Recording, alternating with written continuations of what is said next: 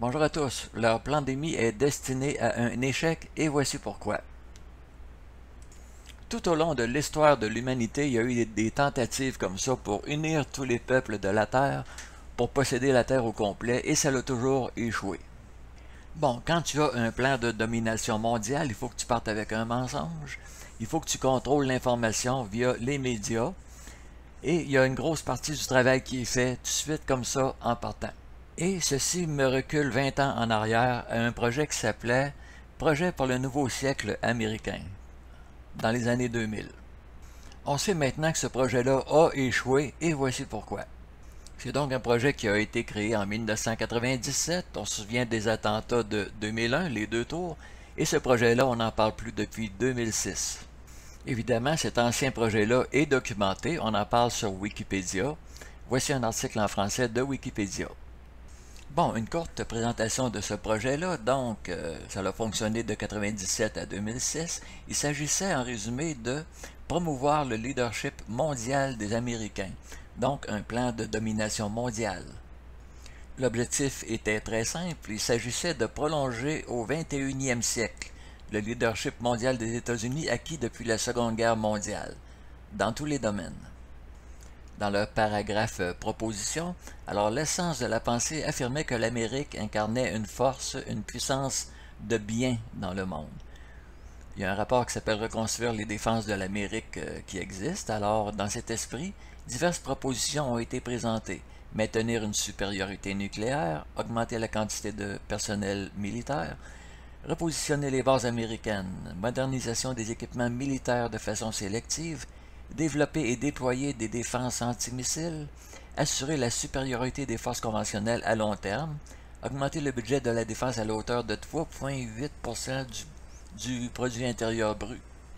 Et dans la catégorie controverse, on peut lire ce qui suit. Alors, d'après quelqu'un, c'est le nouveau Mein Kampf. La seule différence, c'est que Hitler n'avait pas d'armes nucléaires. C'est le document le plus effrayant que j'ai vu dans toute ma vie. Si je continue à lire ce qui est en jaune, en résumé, là, ce projet-là, c'est la domination du monde par un seul pays. Alors, on envisage même une dictature mondiale. Et à la dernière ligne, de plus, le processus de transformation, même s'il apporte un changement révolutionnaire, sera probablement long, en l'absence d'un événement catastrophique et catalyseur. Ça prend comme un nouveau Pearl Harbor. Rappelons-nous tout de suite après les attentats du 11 septembre, le président G.W. Bush, il disait « Ça y est, on vient de subir notre nouveau Pearl Harbor ». Bon, on se souvient de la suite. Suite aux attentats du 11 septembre 2001, les États-Unis se sont engagés dans une succession de guerres impossibles à gagner. Ils se sont ruinés financièrement dans toutes ces opérations-là. Et maintenant, où est-ce qu'on en est aujourd'hui? On en est un peu comme le 11 septembre 2001. On vient de subir un nouveau Pearl Harbor. Coronavirus COVID-19, c'est un nouveau Pearl Harbor. Alors, si le 11 septembre 2001 a coulé financièrement les États-Unis, le COVID-19 va couler financièrement un paquet de pays. On s'en va vers ça, malheureusement.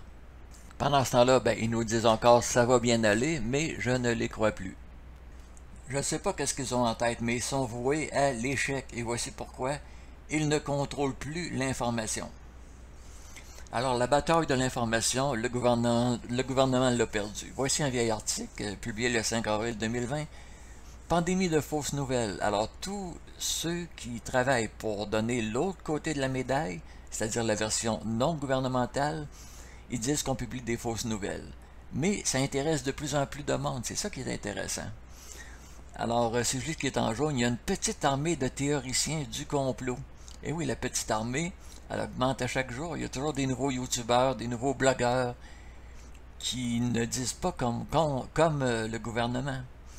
Il y a même certaines personnes, plus de 70 000 personnes en 24 heures qui voient une vidéo. Une seule vidéo. Alors, aujourd'hui, c'est encore plus. Plus le temps passe, plus ils perdent le contrôle de l'information. Donc, plus leur plan va échouer, certainement. Mais c'est pas ça le pire. Le pire, c'est que quand ceux qui donnent des ordres ne suivent pas leurs ordres. Voici une vidéo amusante. Et 5 000 € pour les moins de 18 ans. L'objectif, c'est véritablement qu'on maintienne ce chiffre et qu'on continue d'avoir de plus en plus de jeunes qui accèdent justement à ces contrats d'apprentissage et d'alternance. Je vais essayer d'aller au bout. Deuxième chose, on l'a vu ce matin à travers le campus.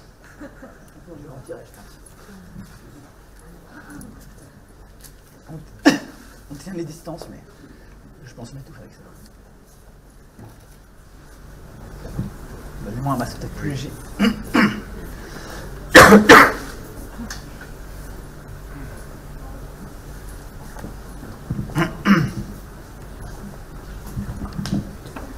vais mettre un masque plus léger parce que j'ai dû absorber un truc du masque. On va y arriver. Merci pour votre patience. En fait, je disais que c'était une vidéo amusante, mais pas du tout, là. Je trouve ça vraiment insultant envers sa population. Savez-vous que s'il avait fait ça dans la rue, il aurait risqué peut-être de recevoir un coup de matraque dans les jambes? J'ai vu quand même beaucoup de vidéos qui circulent, puis il y a des policiers qui sont vraiment intransigeants. Aussitôt qu'ils portent le masque incorrectement, ben, ils se font verbaliser. Donc, il impose une règle très stricte envers sa population, puis il n'est même pas capable de l'observer lui-même. Puis ici, dans la province de Québec, on a des journalistes qui comparent la sécurité du port de masque à celle de l'extincteur pour les incendies, à celle du port de la ceinture de sécurité dans l'automobile. Évidemment, le commun des mortels comprend qu'un extincteur, c'est prouvé, ça éteint des incendies. C'est prouvé que la ceinture de sécurité sauve des vies. Par contre, il n'y a aucune étude qui démontre l'utilité du masque. Et c'est la raison pour laquelle la popularité des journalistes baisse constamment, tandis que celle des conspirationnistes augmente à chaque jour. Tiens, voilà une vidéo qui vient de sortir aujourd'hui. Le masque ne sert à rien et il est dangereux. Alors c'est un pneumologue qui affirme ça. Évidemment, ça ne paraîtra pas dans les journaux mainstream, dans les mainstream médias. Par contre, le commun des mortels qui tombe par hasard là, sur cette vidéo-là, ben, il croit la version du gouvernement, mais là, il commence à se poser des questions. Alors, il fouille un peu sur Internet, il tombe sur les vidéos, les chaînes YouTube des conspirationnistes, puis il est convaincu. On en gagne à chaque jour comme ça. Les journalistes y en parlent à chaque jour comme ça. Donc, la bataille de l'information, nous la gagnons. Et c'est ainsi que leur plan est voué à l'échec. Un autre chef d'État qui ne suit pas ces règles, l'attaché de presse du premier ministre a indiqué que François Legault était en pleine forme et ne ressentait pas le besoin d'aller se faire tester. Pourquoi il ne se fait pas tester? Est-ce qu'il sait que c'est inutile? Une autre information qu'on ne verra pas dans les mainstream médias. Les tests PCR inadaptés contre l'épidémie, jusqu'à 90% des personnes testées ne seraient pas contagieuses. Allez les journalistes, publiez ça, faites-moi plaisir. Bon, une autre nouvelle désastreuse qui vient des médias mainstream. Alors, il y a une gang d'élus dans la province de Québec qui tombent contaminés au COVID-19. Alors, ils se remettent en retrait préventif en attendant les résultats de leurs tests. Par contre, une autre nouvelle que les médias mainstream ne vont pas publier. Au rythme actuel avec nos tests PCR, nous allons confiner des dizaines de milliers de gens pour rien. C'est un médecin qui affirme ça. Allez les journalistes au travail, publiez ça. Et voici peut-être la nouvelle la plus importante de cette vidéo. Roche crée un test pour différencier le COVID-19 de la grippe. Évidemment, la saison de grippe saisonnière commence, les nuits sont de plus en plus fraîches. Au lieu d'avoir le COVID-19, avez-vous pensé que vous avez peut-être pogné juste un petit rhume ou un début de grippe? Allez, messieurs les journalistes, publiez cette nouvelle-là, c'est important, parce que les tests actuels ne font pas la différence entre une simple grippe et le COVID-19. Les nouveaux tests vont faire la différence. Bon, pour terminer, quelques images comme ça que j'aime bien présenter. La ministre Guilbeault, même si vous êtes contre le masque, portez-le. Même si vous êtes contre le masque, portez-le. Si vous avez l'impression que le virus est une invention, conformez-vous quand même aux règles de santé publique. C'est ce qu'on vous demande.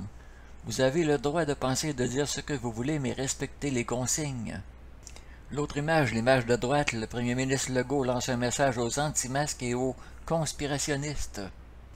Visiblement, là, Guilbeault et Legault, ils savent qu'ils ont perdu la bataille de l'information. Ils commencent à manquer de patience.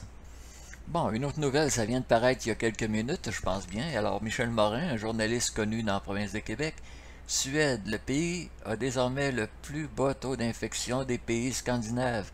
1,2%, soit 1300 cas sur 120 000 tests. Tout ça sans confinement et sans masque. Ben oui, c'est ça le truc pour gagner. Il faut tout simplement désobéir à l'OMS. Tous ceux qui suivent les recommandations des microbiologistes, des infectiologues, des virologues, des spécialistes de la santé, ben ils gagnent facilement contre cette grippe. Vous pourrez mettre sur pause là, pour lire les articles au complet si vous le voulez. Une autre image.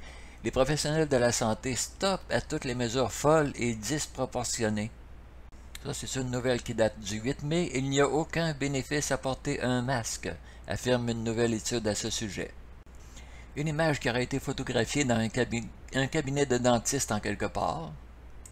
Un article qui a paru dans la presse. COVID-19, les asymptomatiques n'ont plus besoin d'être testés aux États-Unis.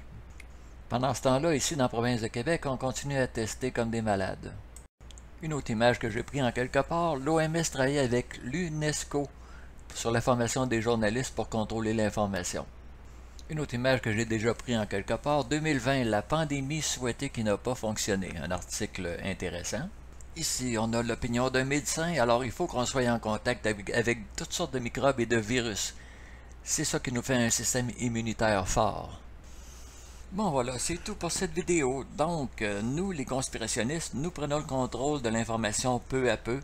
Et c'est pour ça que leur plan ne peut pas fonctionner. Alors ici Ben Garneau, je vous remercie d'avoir écouté la vidéo. Merci de la partager et à la prochaine.